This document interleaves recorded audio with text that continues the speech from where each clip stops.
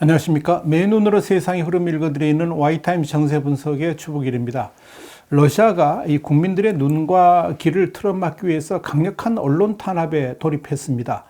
심지어 외신들에게마저 이 협박을 일삼으면서 급기야 CNN이라든지 BBC 등도 이 러시아 내에서 취재 활동을 중단하는 사태까지 벌어지고 있습니다. 여기에 러시아가 우크라이나 침공에 관한 서방 언론의 보도를 허위 정보라고 주장하면서 강력한 처벌을 예고해서 파문이 일고 있습니다. 러시아는 일단 해외로부터 우크라이나 전쟁 관련 정보가 유입되는 창구인 이 페이스북이라든지 트위터 같은 이 서구 사회의 소셜 미디어에 이제 접속을 강제로 차단했습니다. 그러면서 CNN과 BBC 외에도 미국의 소리, 그러니까 VOA라든지 자유유럽 방송, RF이고요. 독일 공영방송 도이치벨레, DW라고 그러죠. 이런 서구 주요 언론의 이 러시아 내 접속을 차단했습니다. 오직 러시아에서 생산되는 뉴스하고 정보만 러시아 국민들한테 알리겠다 하는 그런 뜻입니다. 러시아 의회는 또 4일에 우크라이나 침공을 특수 군사작전이 아니라 전쟁으로 규정한다든지 이 러시아군의 작전 차질 또는 이로 인한 민간인 죽음을 보도하는 언론인들한테 최소 3년, 최대 15년의 징역형을 선고하는 형법 개정안을 통과시켰습니다. 이 법은 외국인도 적용 대상이라고 분명히 못을 박았습니다.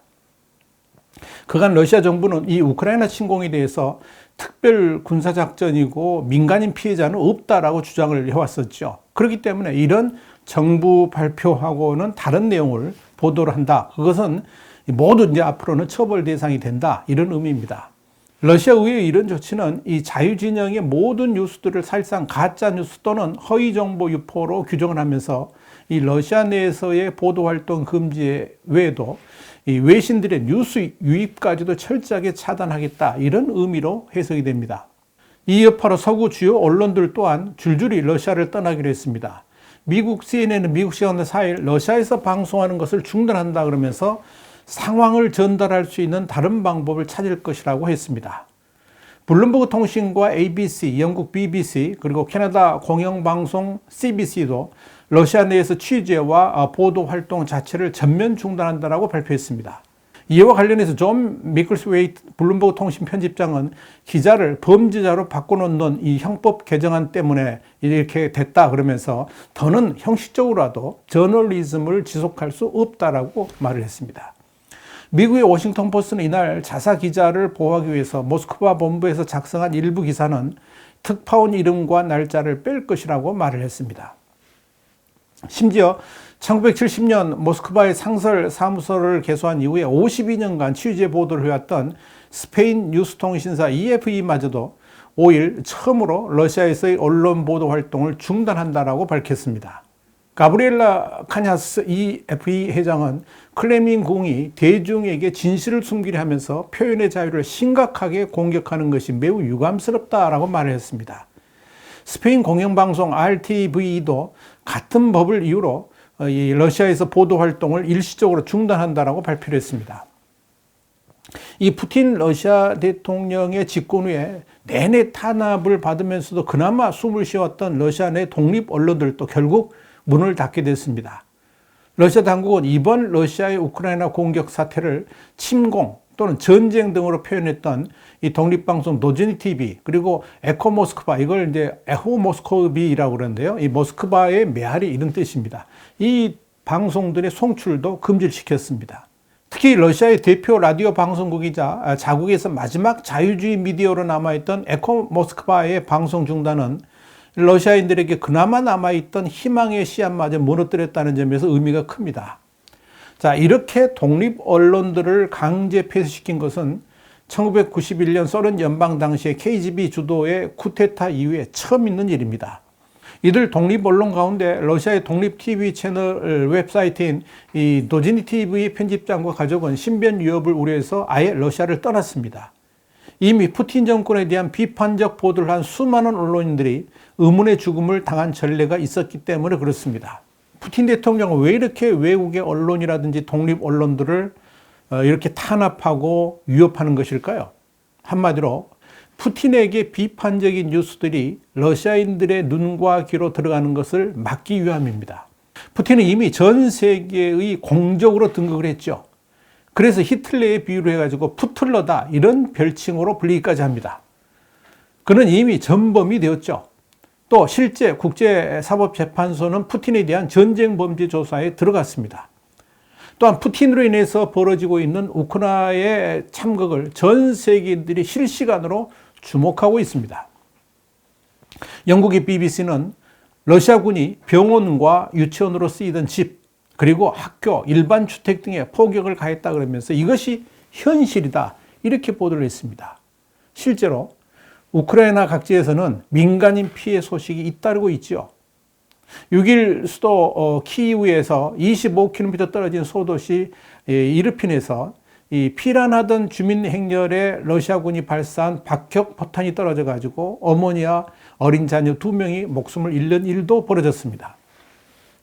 5일에는 러시아가 마리오폴, 볼로바하 2개 도시에서 민간인 대피를 위한 인도주의 통로를 열기 위해서 일시적으로 휴전하기로 했는데 그때가 이제 3일입니다.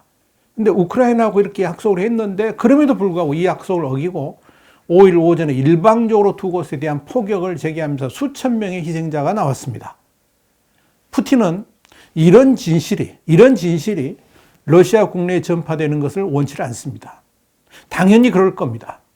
러시아 당국은 이번 전쟁 자체를 그저 특수 군사작전이라고 말하면서 우크라이나에서 희생자는 한 명도 없다라고 주장을 해오고 있기 때문에 그런 거죠.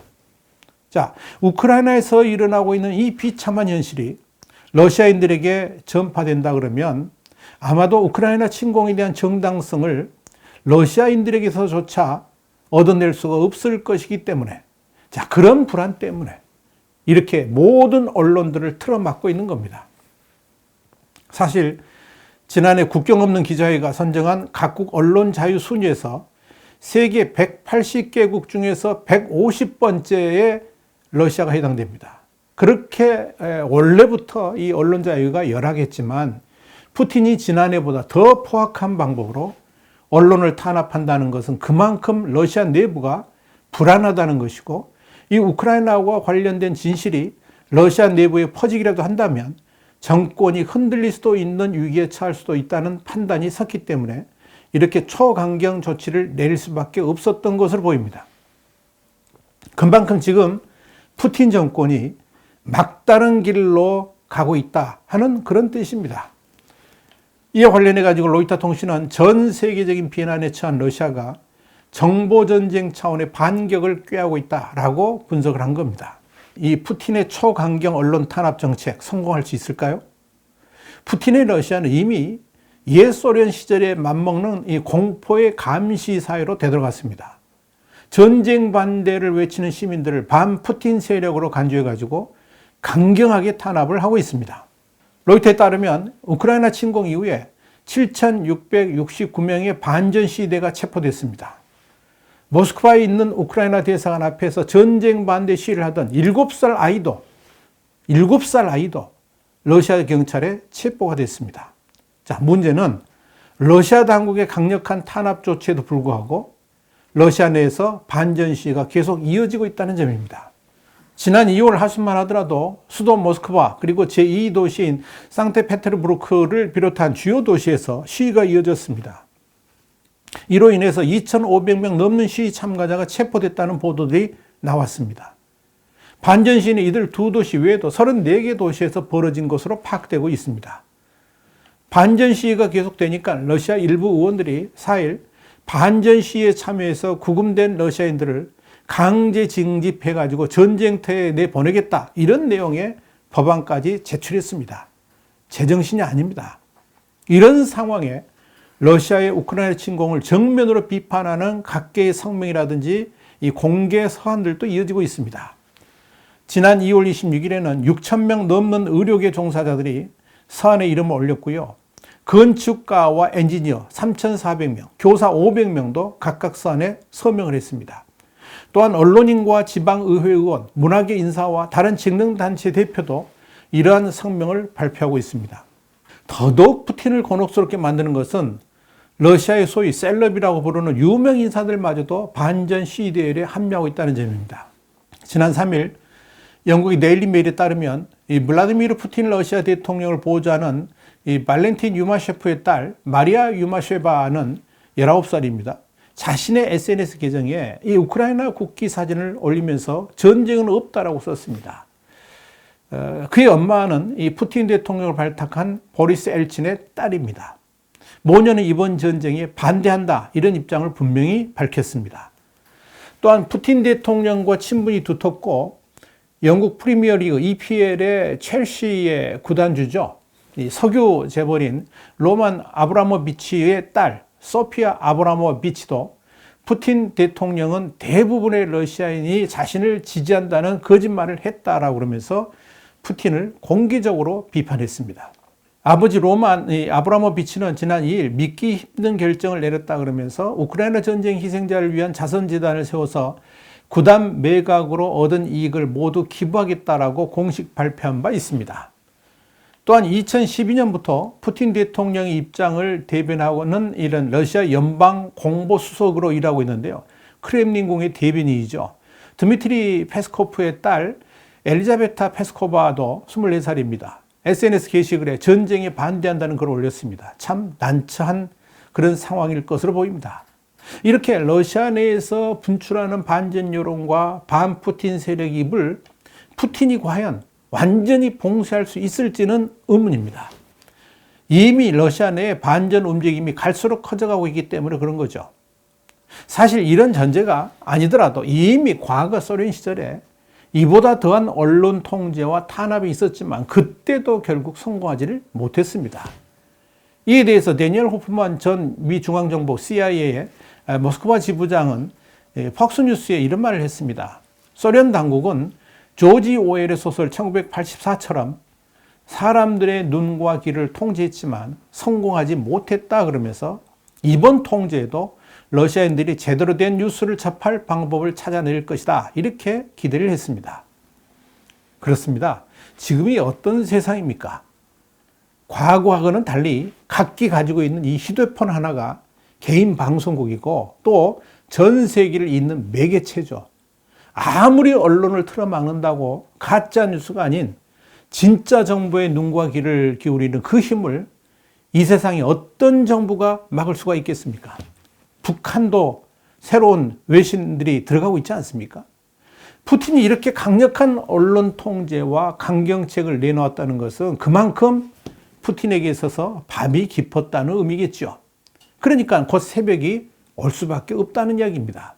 그런 의미에서 우리는 우크라이나를 위해서 기도하듯 푸틴 치하에서 숨도 제대로 쉬지 못하는 러시아의 수많은 국민들을 위해서도 간절히 기도해야 될 것입니다. 와이타임즈 정세 분석이었습니다. 다음 시간에 다시 뵙겠습니다. 감사합니다.